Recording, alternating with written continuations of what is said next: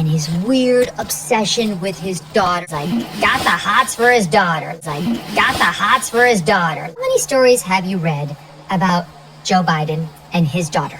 Approximately Zero. none. Approximately Zero. none. Approximately Zero. none. Because the media has run full cover for Joe Biden on what was in the contents of his daughter Ashley's diary. This diary was stolen by ne'er-do-well and then marketed to people like James O'Keefe, who also now is potentially in trouble with the law, though it's not illegal for a journalist to take stolen goods and publish them. The New York Times did it with Sarah Palin's emails. What's illegal is if the journalist is in on the theft, pays for it, encourages it, that kind of thing. So far, there's no evidence of that that's been made public about James O'Keefe, and he denies having done it. But I go back to the criminal case involving the ne'er-do-well. It was some woman allegedly, potentially involved in drugs or some sort of nefarious behavior in some house where Ashley Biden had been staying, and this person found her diary and then marketed it. And the diary was extremely incendiary. The contents of the diary were extremely incendiary. And there was a period of time where we didn't know whether it was hers. But then as the case went on and the FBI was involved and the DOJ indicted the thief and alleged that this was the Biden diary, we covered it here on the show. We did it carefully, we did it responsibly, but we covered it. Just as the media would have way sooner in this course of events had it been an Ivanka Trump diary that said anything, never mind what was in the Ashley diary. And what we have today is an update to the story, because this defendant is about to be sentenced. And Ashley Biden herself wrote to Judge Laura Taylor Swain on April 8th to say she will not be attending the criminal sentencing for the woman who stole her diary, but she, now she has been sentenced. But she wanted to write a letter about why this woman should get jail time. And the judge just unsealed that letter received from Ashley Biden.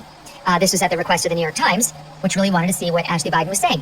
Has the New York Times reported about the diary or the letter? No, they haven't. They're not reporting on how to. No, so they're still So it was a undercover. it was a catch and kill. For the New York Times. Apparently they saw the letter, didn't find it was interesting. Okay, she wrote things like, I am deeply saddened that I even have to write this letter because my personal private journal was stolen and sold for profit. And she goes on to say, please throw the book at her.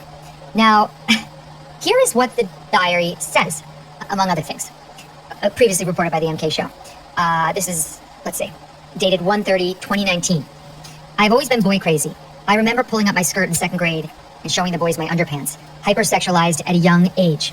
Hypersexualized at a young age. What does this do to? Was I molested? Was I molested? Was I molested? I think so. I can't remember specifics, but I do remember trauma. I remember not liking the name of some unknown last name air house.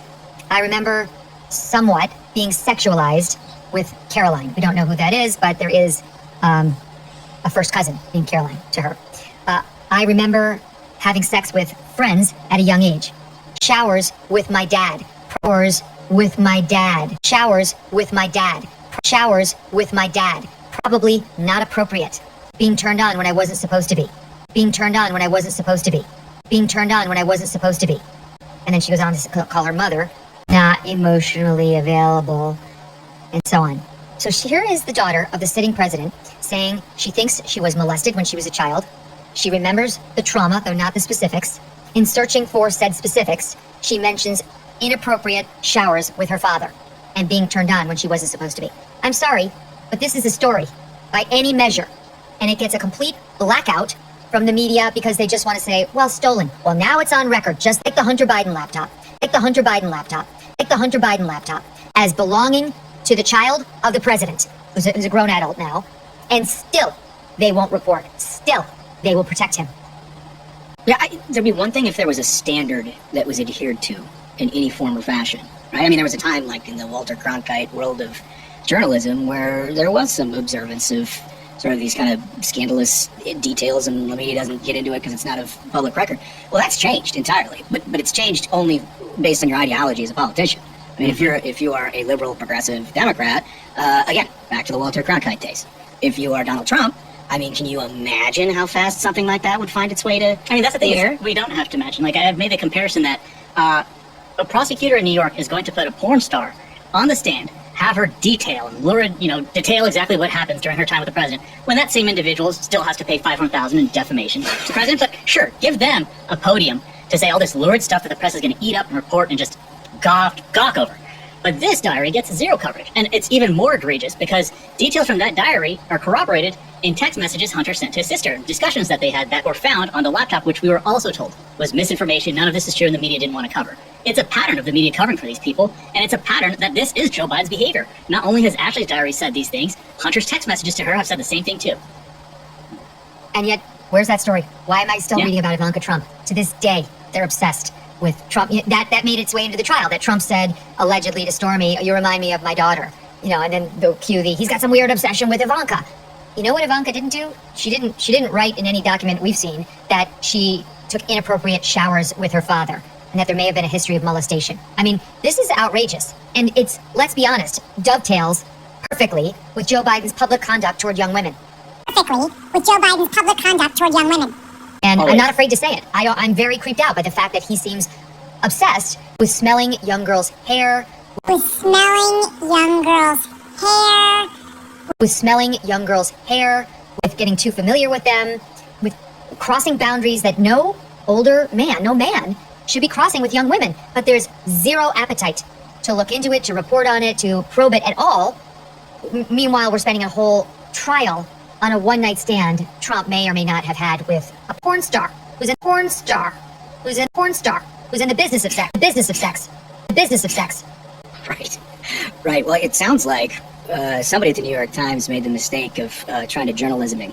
Yeah. Right, and it like quickly found its way to the higher assignment editor box where people were like, "Oh, you have this information? Let's not do that." Right. Right. But to your point, I mean, what's the difference between that and what we're accusing David Becker of? Yeah, no, I mean, to me, it's not, if they were the ones who put in the request for the information and then they were going to sit on it and not do anything with it, that sounds like catch and kill. So, like, how is that not catch and kill? I think somebody should ask them. If I were a media reporter, I would call them and ask them for a comment. And the lead of the story would say the New York Times is engaged in a controversial catch and kill strategy that they will not comment on. I mean, really, don't you think?